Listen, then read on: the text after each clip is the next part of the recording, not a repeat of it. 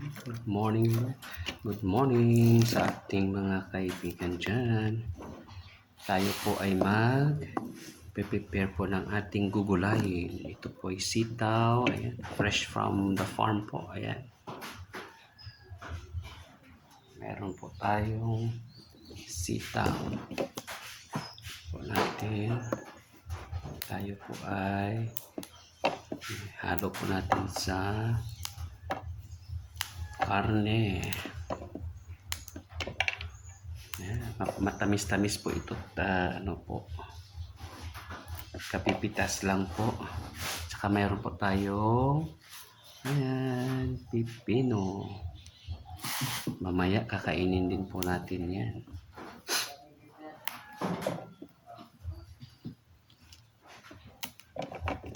Ayan, masarap dito mamuhay kasi lahat fresh po.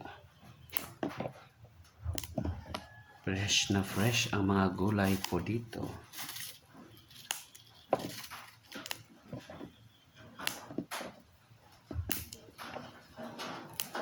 Ayan.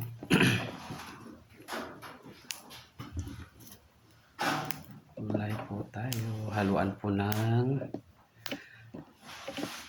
dahon. Mamaya po tayo ng dahon ng malunggay.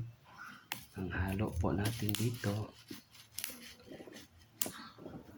Sarap din po ito sa sinigang. Sinigang na pig. Karne.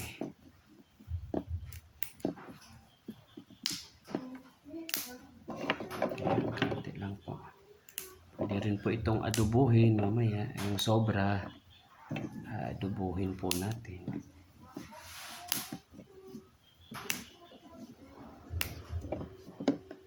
Ayan.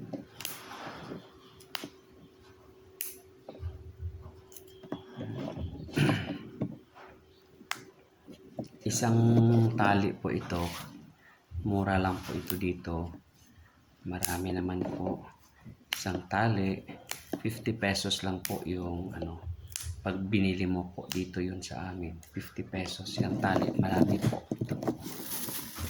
Ayan. Dami. Mga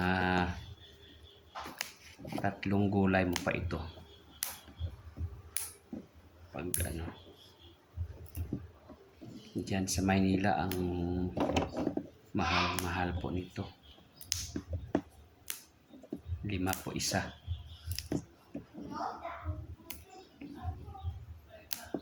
Ayan.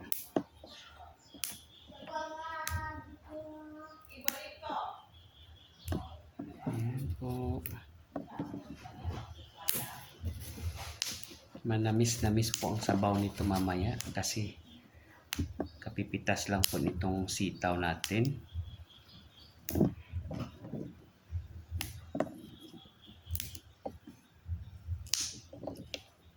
Malutong po.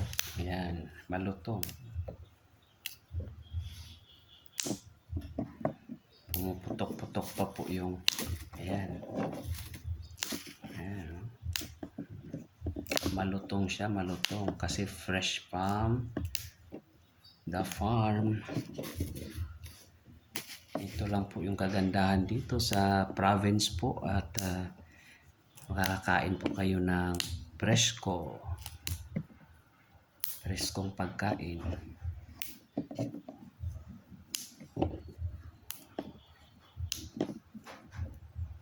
Ayan, halo po natin to sa karne kasi may kumuha din kami ng karne ng ano,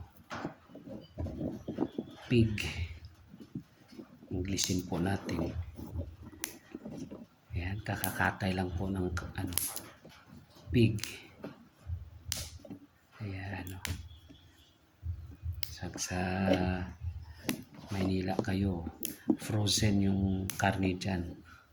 Kaya makatikim ng bagong ano, katay. Ayan, maraming salamat sa lahat. Please do like and share po ng ating video. Salamat. At malapit na po tayo matapos. Ayan, siguro tama na po ito. Hindi na po natin uubusin. Ayan. Thank you so much for watching. Bye-bye.